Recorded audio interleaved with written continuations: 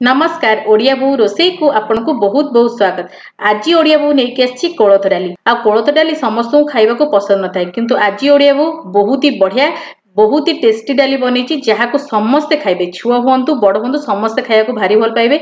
आ जेहेतु शीत दिन चली कोलथ डाली खाइले आपन को देह मध्य गरम रहिबो आ आपन को बेसी शीत मध्य लागिबनी। ताले चलंतु देखिनबा आरो रेसिपी। प्रथमे देखंतु एठी मु कोलथ डाली को भाजी की तापर टिके ना बतुरी की रखिथिली गोटे घंटा आबा। आ देखंतु डाली टिके एठी फुली जाईची आ मु एठी गोटा कोलथ डाली यूज करची। आपन चाहिले फाळ कोलथ डाली भी भाजी की यूज कर परिबे। तो एठी भलो भाबरे बतुरी जाईची डालीटा को आ एबे आमे आकू भलो भाबरे सिजेबा। कोलथ डाली आम देह पई बहुत भलो होय थाए आ विभिन्न रोग रे मध्ये हमकु सहाय्य करथाय ठीक करिबा पई। तो निहाती भाबे कोलथ डाली को आपन को डाइट रे शामिल करंतु। तो एठी गोटे मु प्रेशर कुकर नै जाईची आ प्रेशर कुकर रे मु पूरा डाली देई देबी। आ आपन जेतिकी डाली देबे ताटो 1 इंच अधिक पानी देबे। तापरे देखंतु मु एठी गोटे आंबुल एठी दोउची जहा कि हमर बहुत ही बढ़िया टेस्ट आनिबो।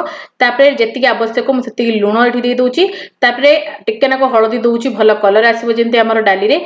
तापरे आमे सब जिंस को भलो भाबरे मिसई दबा। आ तापरे आमे आकू 7 रु 8 टा सिटी दबा जेंति कि हमर डाली पूरा भलो भाबरे सिजी जिवो। तो एठी मु बसई दीची डाली को 7 रु 8 टा सिटी परे म आपन को डालीटा देखौची। तो एठी देखंतु 7 रु 8 टा सिटी मु देई देथिली आ डालीटा देखंतु बहुत बढ़िया भाबरे सिजी जेची।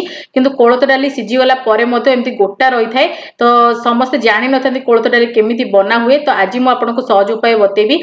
गां गळी मानकर तो से माने ताकर गोटे जिंस थाए जेंति हेमदस्ता टाइप रो सेइतरे से माने स्मैश करके बनि थांती नले जो हमर डाली घोरा रे सेथिरे स्मैश करके बनि थांती।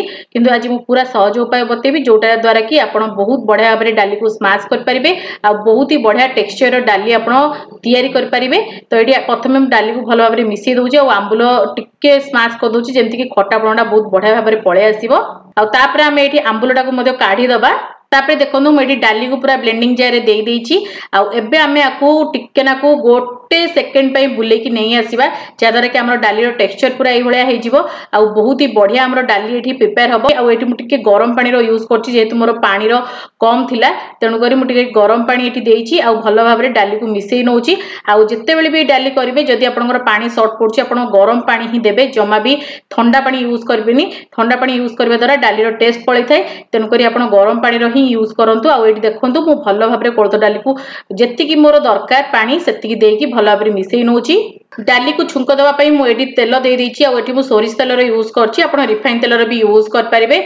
आ तेल को भलो भाबरे एठी गरम हेबाक दबा। आ सेथिरे मु दोउची सोरिष आ आपण जीरा रो मध्ये खाली यूज कर परिबे। मु एठी सोरिष जीरा दीटा को देकी भलो भाबरे छुंक देइची। आ तापरे देइची टिके नाको सुखिला लंका। आ तापरे हम एठी दे दबा भुसंग पत्र जोटा कि मेन जिंस कोलथ डाली रे बढ़िया फ्लेवर ऐड करथाय। आ भुसंग पत्र को जमा भी स्किप करिवेनी भुसंग पत्र जहा भी ले देबे। तापरे हम टिके भाजी दबा। तापरे आमे दबा छेचा हेतिबा रसुण आ आपण पियाज मते एठी यूज कर परिबे। मु एठी रसुण रो यूज करची। टिके रसुण आ कंचा लंका को छेची को एठी देची जादार कि बहुत ही बढ़िया फ्लेवर हमर कोलथ डाली रे आसीबो।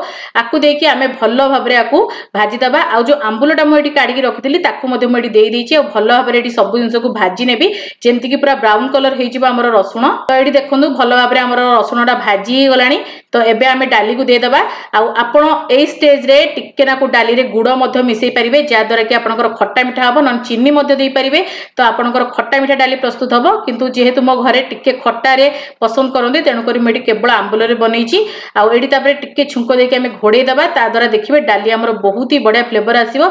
आ तापरे आमे 1 रु 2 मिनिट भलो भाबरे डाली को फुटीबा को दबा। फुटी गला परे हमर डाली पूरा बढ़िया भाबरे प्रस्तुत हेइ जिवो। तो एठी देखंतु डाली मोर बहुत बढ़िया भाबरे फुटी जाईची। तो मु प्रथमे एई डाली को भलो भाबरे मिसई दोउची। देखंतु केते बढ़िया हमर डाली प्रस्तुत हेइची जमा भी गोटा गोटा नाही बहुत ही बढ़िया टेक्सचर रे तयारी हेइची। आ को आपण स्टीम राइस सहित खाई परिबे बहुत ही बढ़िया लागिताय। तापरे लास्ट को मु एठी दे दोउची टिके ना धनिया पत्र जादर कि बहुत ही बढ़िया फ्लेवर आसीबो हमर कोलथ डाली रे। तो एई उपाय रे आपण कोलथ डाली बनांतु देखिबे बहुत ही टेस्टी लागिताय जमा भी आपण खराब लागिबोनी कोलथ डाली खाइबा को। आ बहुत ही हेल्दी भी मध्य होइताय। ताले चलंतु मोर तटी कोलथ डाली प्रस्तुत हे गला। तो एबे आमे आको सर्व करनबा। तो देखंतु एटी कोलथ डाली प्रस्तुत हे जाईची केते बढ़िया टेक्सचर रे रेडी हेइची।